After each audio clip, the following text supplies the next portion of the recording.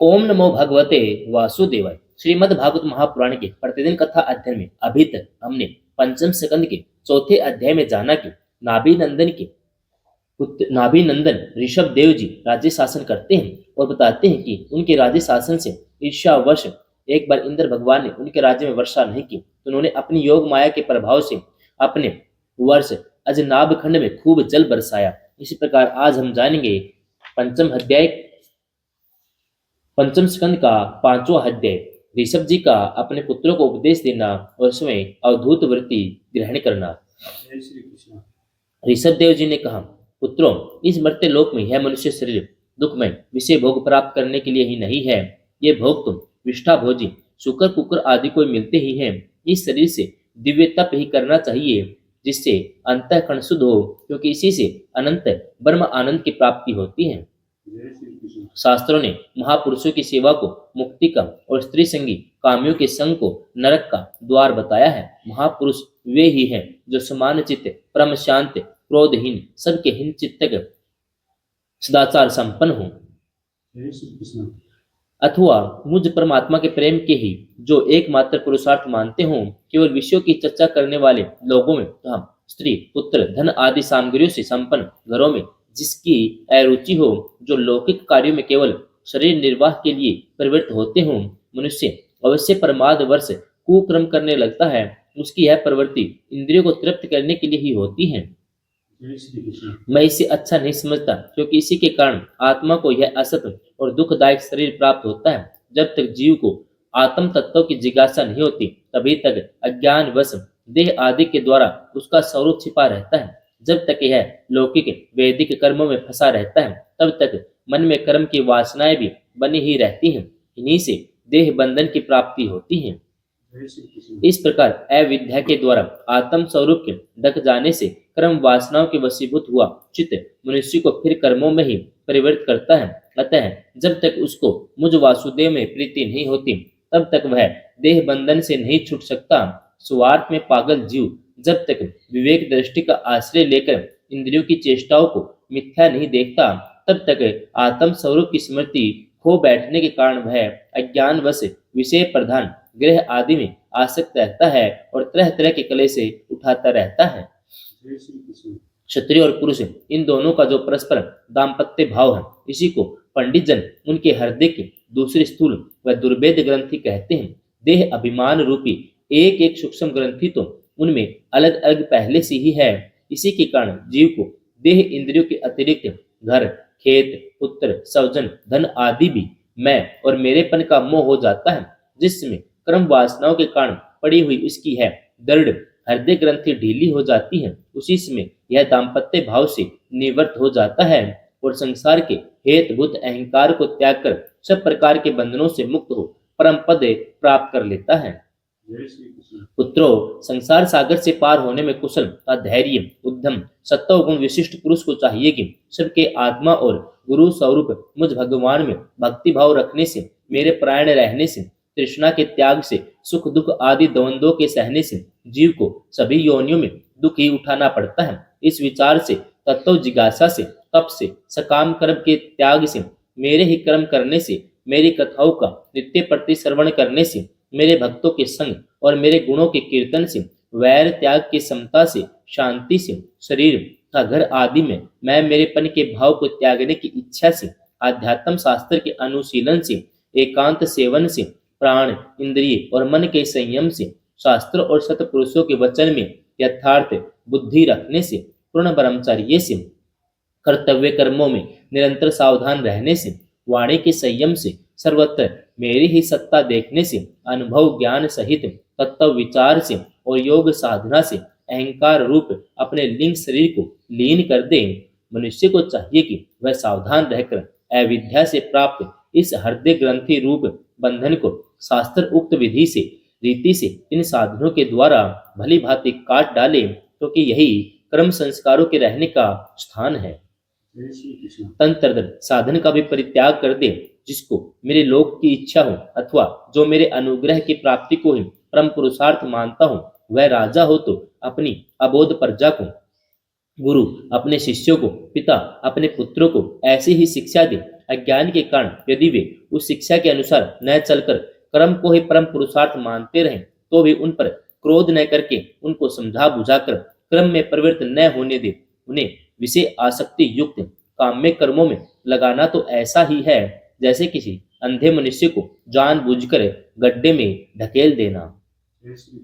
इससे भला किस पुरुषार्थ की सिद्धि हो सकती है? अपना सच्चा कल्याण किस बात में है इसको लोग नहीं जानते। इसी से वे तरह तरह की भोग कामनाओं में फंसकर तुच्छ क्षणिक सुख के लिए आपस में वैर ठान लेते हैं, निरंतर विषय भोगों के लिए प्रयत्न करते रहते हैं। वे मूर्ख इस बात पर कुछ भी विचार नहीं करते कि इस वैर विरोध के कारण नरक आदि अनंत घोर दुखों की प्राप्ति होगी। गड्ढे में गिरने के लिए उल्टे रास्ते से जाते हुए मनुष्य को जैसे आंख वाला पुरुष उधर नहीं जाने देता, वैसे ही अज्ञानी मनुष्य को अविद्या में फंसकर दुखों की ओर जाते देखकर ऐसा कौन दयालु और ज्ञानी पुरुष होगा जो जानबूझकर भी उसे उसी राह पर जाने दे या जाने के लिए प्रेरणा करे। जो अपने प्रिय संबंधी को भगवत भक्ति का उपदेश देकर मृत्यु की फांसी से नहीं छुड़ाता वह गुरु गुरु नहीं है, सौजन सौजन नहीं है, पिता पिता नहीं है, माता माता नहीं है, इष्ट देव नहीं है और पति पति नहीं है। मेरे इस अवतार शरीर का रहस्य साधारण जनों के लिए बुद्धि गम्य नहीं है। शुद्ध सत्व ही मेरा हृदय है और उसी में धर्म की स्थिति है। मैंने अधर्म को अपने से बहुत दूर पीछे की ओर ढकेल दिया है। इसी से सतपुरुष मुझे ऋषभ कहते हैं। तुम सब मेरे उस शुद्ध सत्वमय हृदय से उत्पन्न हुए हो, इसलिए मत्सर छोड़कर अपने बड़े भाई भरत की सेवा करो। उसकी सेवा करना मेरी ही सेवा करना है, यही तुम्हारा प्रजा पालन भी है। अन्य सब भूतों की अपेक्षा वृक्ष अत्यंत श्रेष्ठ है, उससे चलने वाले जीव श्रेष्ठ हैं। उनमें भी कीट आदि की अपेक्षा ज्ञान युक्त पशु आदि श्रेष्ठ हैं।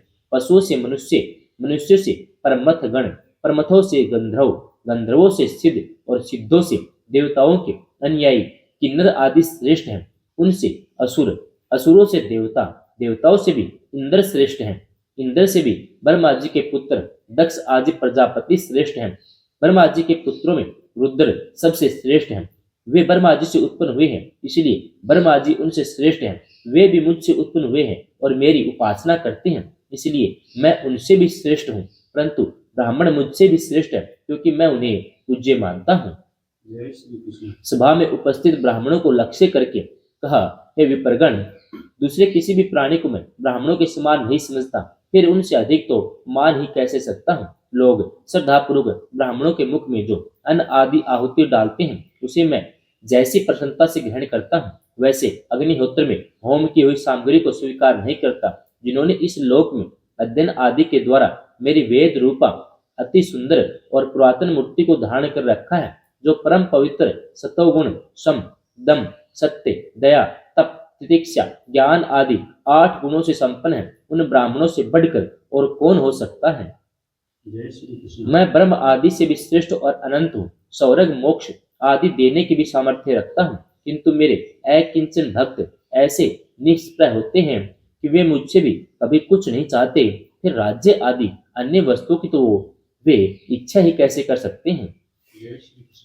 पुत्रों, तुम संपूर्ण चराचर भूतों को मेरा ही शरीर समझकर शुद्ध बुद्धि से पद पद पर उनकी सेवा करो। यही मेरी सच्ची पूजा है। मन, वचन, दृष्टि, अन्य इंद्रियों की चेष्टाओं का साक्षात फल मेरा इस प्रकार का पूजन ही है। इसके बिना मनुष्य अपने को महामोहमय कालपाश से छुड़ा नहीं सकता। श्री सुखदेव जी कहते हैं, राजन, ऋषभ देव जी के पुत्र यद्यपि स्वयं ही सब प्रकार सुशिक्षित थे, तो भी लोगों को शिक्षा देने के उद्देश्य से महाप्रभावशाली परम सुहृद भगवान ऋषभ ने उन्हें इस प्रकार उपदेश दिया। ऋषभ देव जी के 100 पुत्रों में भरत सबसे बड़े थे। वे भगवान के परम भक्त और भगवत गणों के परायण थे। ऋषभ देव जी ने पृथ्वी का पालन करने के लिए उन्हें राजगद्दी पर बैठा दिया और स्वयं उपशम शील निवर्ति परायण महामुनियों के भक्ति ज्ञान वैराग्य रूप परम हंस उचित धर्मों की शिक्षा देने के लिए बिल्कुल विरक्त हो गए।